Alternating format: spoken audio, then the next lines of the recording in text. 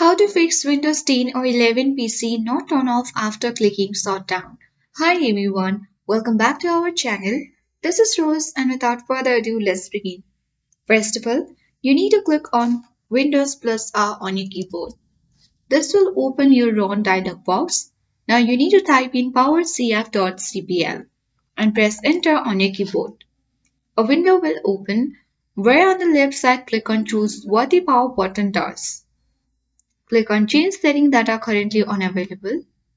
And on the shutdown setting, you need to uncheck turn on fast startup.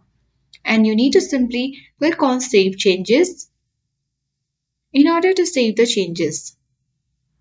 Now close this window and you can easily right click on this start icon at bottom left and you can easily restart your PC or laptop. With that, you will successfully fix Windows 10 or 11 PC not turn off after clicking shutdown.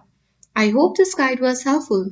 If it was, then do like, share, comment, and don't forget to subscribe. Thank you for watching, and I'll see you in the next video.